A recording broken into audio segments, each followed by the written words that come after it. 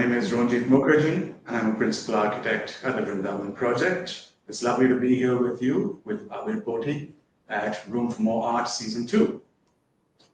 Hi, I'm Shreenu Mukherjee. I'm the principal interior designer at the Vrindavan Project. We are based in Delhi, Gurgaon, Delhi NCR in North India. We've been around for 15 years, and I'd like to define our style as sustainable luxury, whether it's architecture or interior design. Very glad to be here.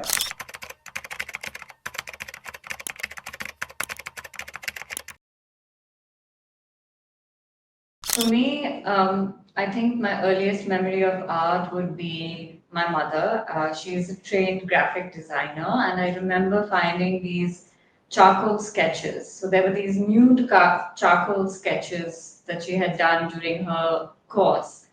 And I remember being awed by the smoothness of the strokes and actually seeing this beauty of this woman translated into paper and charcoal and just being captivated by it. So that was kind of that is my first memory of my association with art.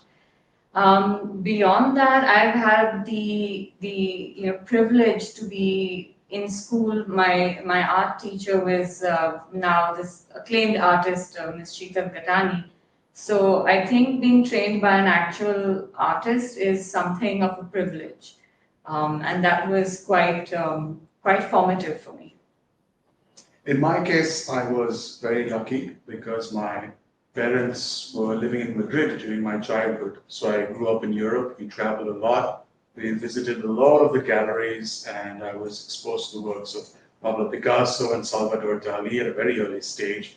In fact, we're sitting in front of a Salvador Dali painting because my father fancies himself to be a curator in his own capacity. Then, of course, I joined the Doon School in Dehradun, and the art school over there was really well fitted out. It was very elaborate in terms of the facilities that were available. So we learned sculpture, we learned oil painting, we even learned metal bronze work and so forth in just school level art classes. So I think, of course, both of us have had a really nice privilege of having an upbringing that was very deep in terms of the artistic aspect of our understanding.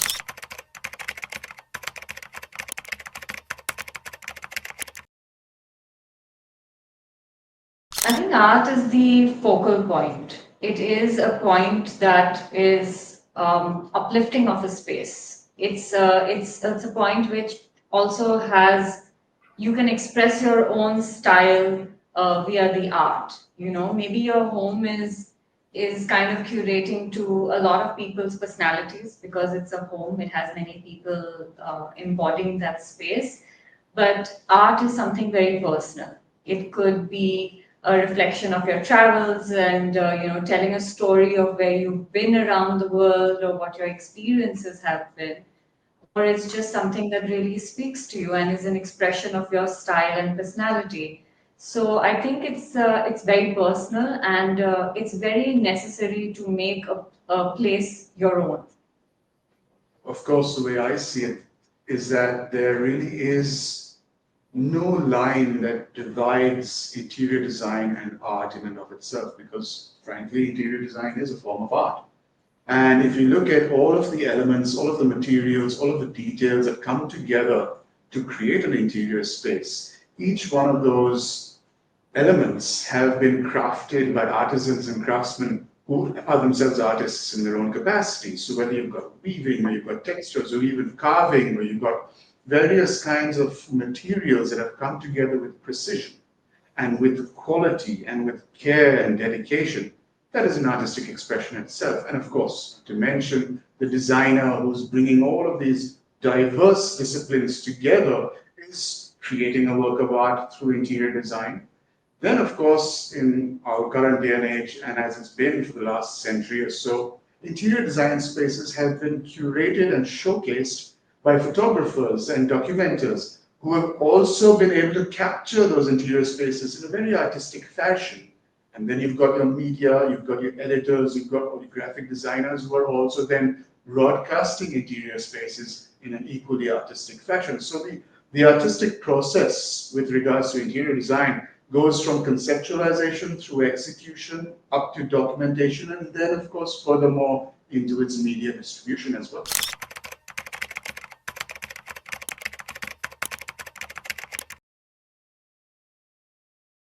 For us, art is every step of the way. It's from the very moment that you walk onto a site. When you're looking at, you might walk onto a site before even doing your layout in your first meeting, and you see the sun hitting a wall in a certain manner, and you're like, that piece of art needs to go there.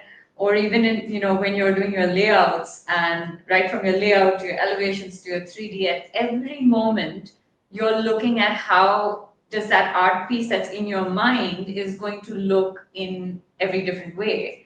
How does it inform the space? How does it contribute to the space? How does it add to the space and enhance the space? And vice versa. So, you have to, you're really looking, it goes hand in hand. You can't look at it at the very end. You're always thinking about it every step of the way, whether it's, how does the light hit it? How do you plan that light? How do you highlight a sculpture in a space? How does it become a focal point? Or sometimes how is it quietly in the background, yet when it just kind of is talking to you. So these are very subtle things that is, I think, it's always present.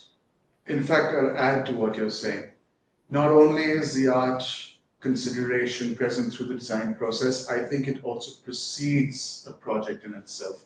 It precedes a design process where you've already been in interaction with artists, in conversations with galleries. You've been traveling across the country and you've been curating various elements from local villages, from artisans, from craftsmen. And then you've been gathering a sort of collection in your mind and physically as well that informs the work and is also then curated in specific projects in specific ways that are mysteriously perfect in a synchronistic fashion.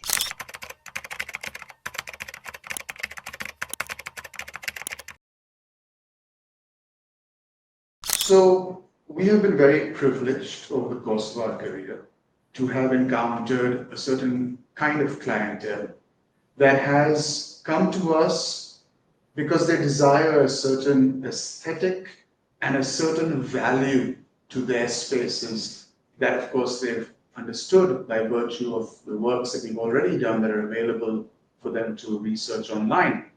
And when they meet with us, that's when the real magic happens, because the design experience is really speaking an exchange of energy between client and designer. And the very fact that a client has chosen to commission a designer in the very first place is in itself an aspiration for an artistic environment to either live in or work in or enjoy in various kinds of ways. So I'd say not only do they understand the value of art, but they also understand the value of design and how design and art come together to have an artistic experience as a user of the end space that has been generated. In this day and age, our clients are very well versed. There is so much information out there that they are very well aware that how art contributes to a space. We have so many platforms in this day and age that are making it so readily available to everybody. And I think there's such a beauty in that everybody has this exposure to art, no matter where you are in India.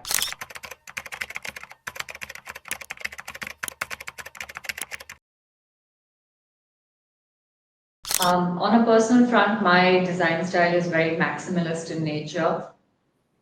When designing a home, it gives me the opportunity to tap into the personality of the client. What is their personal style? What is their preferences? I get to showcase their quirks in a very subtle manner. This can be done in a home. Whereas in a commercial space, you tend to be more aware or more sensitive to the many people or the many personalities coming through that space.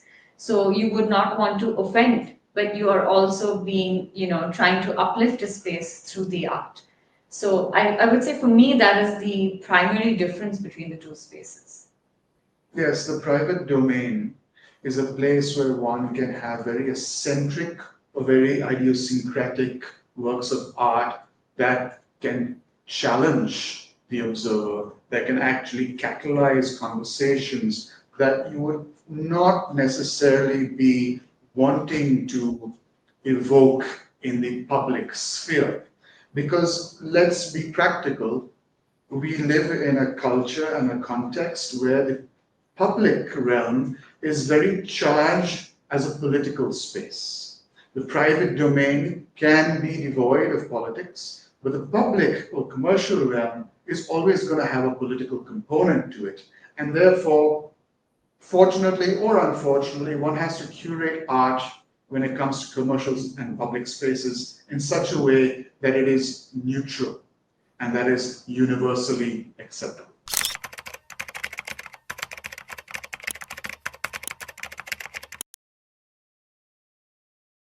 For us, we're always sourcing art, whether we're in the mountains or we're in the south, we're always looking at handicrafts, art pieces, etc. I think for me, one of the most recent memorable pieces was, a mask that I saw in Darjeeling, which was like this red Hanuman mask, with Nepali artwork on it, which just has stayed with me. So it's something that is continuous. It's always happening, and then it informs the spaces that you walk into. You're designing a space, and you meet a client, and you realize, okay, that art piece is going to be perfect here, or that sculpture is perfect, or that painting in that gallery is going to perfectly fit in with this space or for this client. So I think it's something that's continuously happening. It's never a switch that goes off. It's just always on. So I'm not so sure if we are the ones finding the art or if the art is finding us. What I mean by that is that if you look at any piece of art, art is essentially the distillation of a particular being's state of consciousness into a format where that entity has etched their consciousness into time and space in a modality that then they present to the universe with no ulterior motive other than pure expression, right? So when you are in a state of energetic vibration and your consciousness is tuned in such a way that you're able to receive that entity's expression, then only does the universe conspire to make sure that this connect happens. So what I found is that the most interesting experience when it comes to receiving artwork happened to me when I was in Peru. This was just before we got married. I was attending a shamanism conference, and we were working with traditional Peruvian tribal plant medicine. And as a part of this gathering, in the shamanic ritual, there was another gentleman from the United States of America. His name was Jeffrey Wilson. And during these processes, he would be sitting and sketching in his notebook, and I looked at it, and they were all Indian mythological figures. So I connected with him. I was just asking him, like, where are you getting this, inspiration from? Why are you expressing yourself in this fashion? And he told me that he's a ceramic sculptor and that he creates sculptures of Lord Hanuman, Lord Ram, and so on and so forth. And I was really amazed because he showed me his work, and I was blown away. We connected very profoundly on that front. And the synchronicity of it all, being in Peru, me coming from India, him coming from the US, and us bonding over Indian mythology and its relationship with art while attending a shamanism conference was truly inspiring. So I invited him for our wedding. He came, he attended, and as a wedding gift to us, he brought this charcoal etched acrylic sheet of this most vibrant and amazingly detailed composition. And I have it still framed in my office. So did I acquire that piece of art, or did that art come and find me? And was I just in the right state of being, the right frame of consciousness to be able to receive that work as a blessing? In addition to that, I think is how we look at houses in the same way. We always say that, we're just kind of, the house has already decided what it's going to be. We're exploring that. How do we express it? Because what we start out with, what it's going to be and what it ends up being, is always way better than we could have imagined. So we're just here to kind of figure out what it's supposed to be and, help the process along. In fact, I think Michelangelo said that. He said that the sculpture is already there in Yes. the block of marble. He is just carving away to discover it.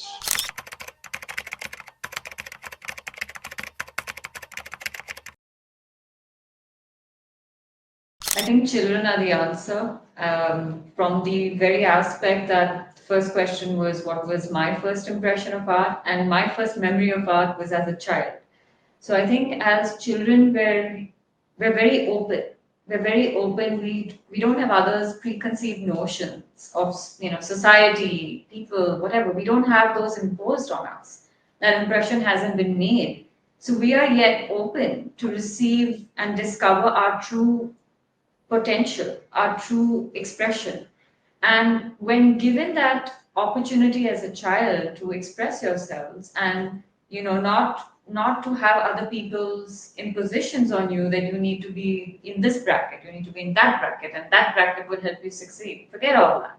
What's going to make you innately happy? Because that happiness is going to carry you forward, the rest of your life.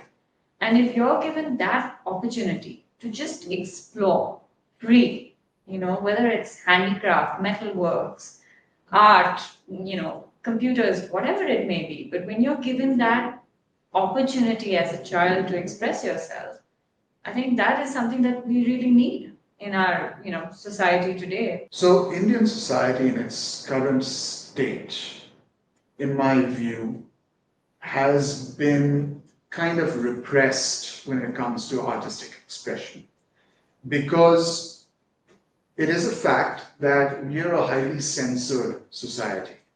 And in an atmosphere of extreme censorship and a lot of checks and balances as to what can be said, which joke can be cracked, what painting can be displayed, and so on and so forth, and whose sensitivities are more important than whose vested interests and so forth.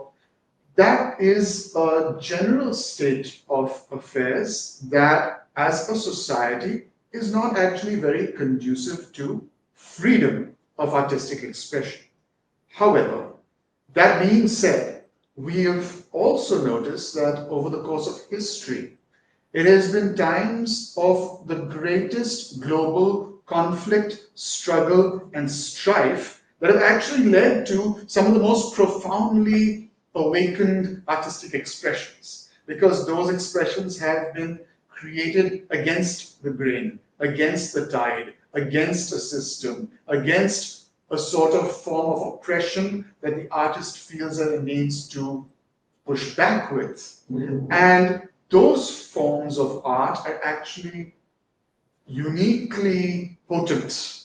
So it's a double-edged sword. The state of society is not great in terms of its conduciveness for full freedom of expression, yet that same repressed condition and that same oppression that is being imposed on especially the youth in our country could very well generate an amazing body of work that will only be probably understood in a couple of decades from now. So I'd like to thank Abir Pothi specifically, because as a media platform, if you will, your organization has actually been one of the first art-intensive editorial experiences that showcased our work at the very beginning of your launch. And I'm really grateful and appreciative of the way that Abir Pothi has been looking at the confluence between design and art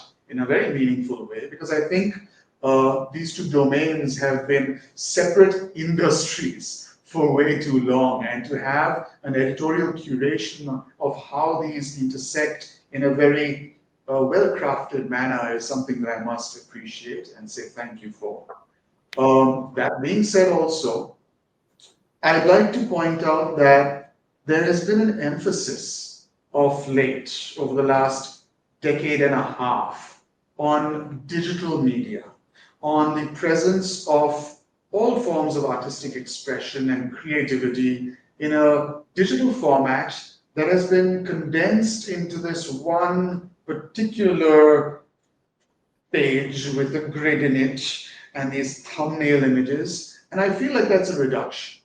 I feel that the obsession of the numbers of likes or the numbers of followers or these various evaluations, which are really meaningless when it comes to artistic expression, can be now dispensed of once and for all. Because with the rise of artificial intelligence and with the way these algorithms are just copy pasting things that human beings have been doing for centuries and regurgitating it in a way that they're not even being having the decorum to compensate the artists, they're just appropriating things and regurgitating them.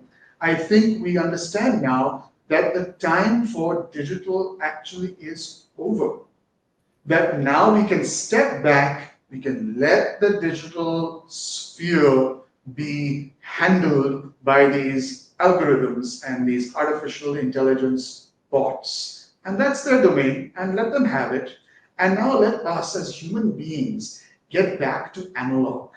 Let's get back to actually visiting the galleries, to actually caressing a sculpture, to actually flipping through a book, to actually smell the paint, to actually have physical, tactile experiences of art that are more meaningful and not reduced to a screen. Art for me has informed my life from a very nascent stage. It's provided me great comfort, great inspiration, and I think even informed my spirituality on a very subtle level. So, to all the youth out there, have faith, trust your art, trust your expression, don't lose hope. We have beautiful platforms like Abir Pothi helping all of us and putting us all together, putting the designer and the artist in touch with each other. So don't lose hope, just keep going, keep expressing yourself, and we look forward to meeting each other through life.